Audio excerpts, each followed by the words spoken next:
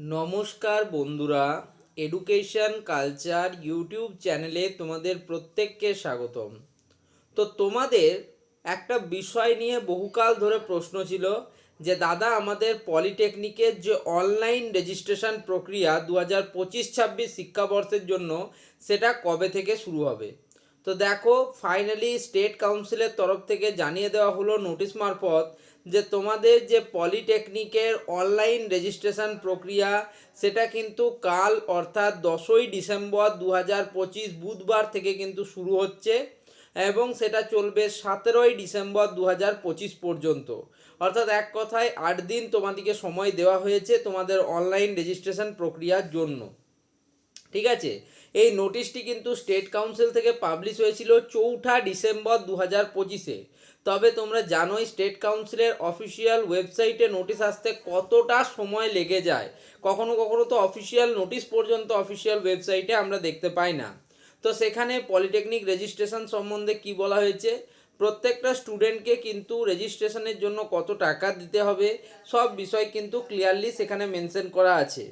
ঠিক আছে, তো চলো আমরা নোটিশটা একটু পড়ি, তারপরে এ বিষয়ে আরও ডিসকাশন করছি। তো দেখো, একদম আমি নোটিশটা নিয়ে চলে এসেছি, ডেটেড কলকাতা 4th ডিসেম্বর 2025-এর নোটিশ। মেমো নাম্বার হচ্ছে 1067। তো দেখো, নোটিফিকেশানে লেখা আছে online registration of admitted students for diploma in engineering and technology, architecture, modern office practice and management during the academic session 2025-26। বেশি কিছু বলবো না, শুধুমাত্র যে মেন যে হাইলাইটেড পয়েন্ট যেগুলো রয়েছে সেগুলো নিয়েই কিন্তু আলোচনা করব। ঠিক আছে, নোটিশটা নিয়ে যদি বিস্তারিত জানতে হয় তাহলে আমি একটা বড় ভিডিও করে দেবো, সেখান থেকে তোমরা জেনে নিও। তো দেখো কি বলছে, this is information for all concern that the online portal for registration of newly admitted students of the academic session 2025-26 will be made activate from the link given below on 10th December 2025 থেকে শুরু হচ্ছে এবং চলবে 17/12/2025 পর্যন্ত, যেটা আমি তোমাদের বললাম যে 10ই ডিসেম্বর বুধবার থেকে শুরু হচ্ছে, 17ই ডিসেম্বর 2025 অবধি চলবে। পোর্টাল তোমরা দেখতেই পাচ্ছ, অফিসিয়াল যে ওয়েবসাইট রয়েছে sctvestn.wb.gov.in, এটাতেই। এখানে কিন্তু তোমাদের বলে দেওয়া হচ্ছে স্টুডেন্ট রেজিস্ট্রেশন 2025-26 বলে একটা ট্যাব ওপেন হবে। সেখানে তোমাদের যে বেশিরভাগ যে ইনফরমেশান সেটা তোমাদের প্রারম্ভিক যে ডেটা তোমরা দিয়েছিলে কাউন্সিলকে তোমাদের ফর্ম ফিল আপের সময়, রেজিস্ট্রেশন প্রসেসের সময়, কাউন্সিলিংয়ের সময়, সেই ডেটা অনুযায়ী প্রি ফিল্ড থাকবে।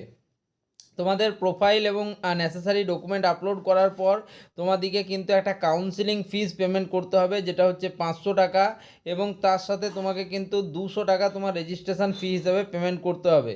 অর্থাৎ একজন জেনারেল স্টুডেন্টকে তোমার 700 টাকা পেমেন্ট কিন্তু করতে হচ্ছে।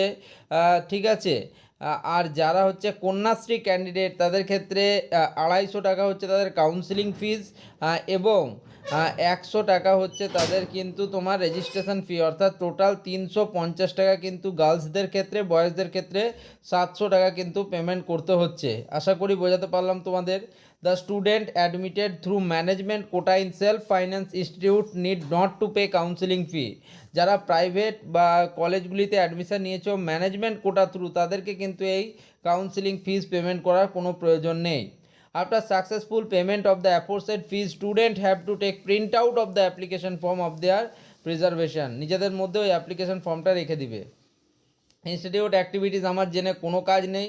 ঠিক আছে, ইনস্টিটিউট লাস্ট 19 ডিসেম্বর 2025-এর মধ্যে তোমাদের যে ডেটাগুলো রয়েছে তোমরা যেটা প্রোভাইড করলে সেটা ভ্যালিডেট করবে এবং কাউন্সিলকে জানাবে। ওকে, হ্যাঁ, তো তোমাকে কি কি দরকার, এক হচ্ছে তোমাকে সিটিজেনশিপ হতে হবে, ইন্ডিয়ান সিটিজেন। 2 নম্বরে তোমাকে কিন্তু মাধ্যমিক আর ইকুইভ্যালেন্ট এক্সামিনেশন পাস হতে হবে। 3 নম্বর হচ্ছে তোমার কিন্তু ম্যাক্সিমাম এজের কোনো লিমিট নেই, মিনিমাম তোমার বর্ন হতে হবে 1/7/2010-এর আগে জন্ম হতে হবে। হ্যাঁ, বুকলেটের ক্ষেত্রে কোনো এজ লিমিট নেই। ঠিক আছে, জেক্সপোর ব্যাপারটা তো জেক্সপো বুকলেটে কীভাবে হয় সেগুলো তো তোমরা জানোই।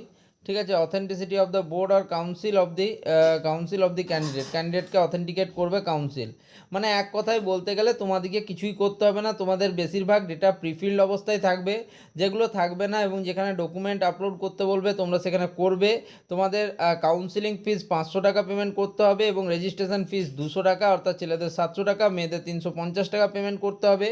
যারা management quota through self finance ইনস্টিটিউটে অ্যাডমিশন নিয়েছে তাদেরকে কোনো কাউন্সিলিং ফিস পেমেন্ট করার দরকার নেই।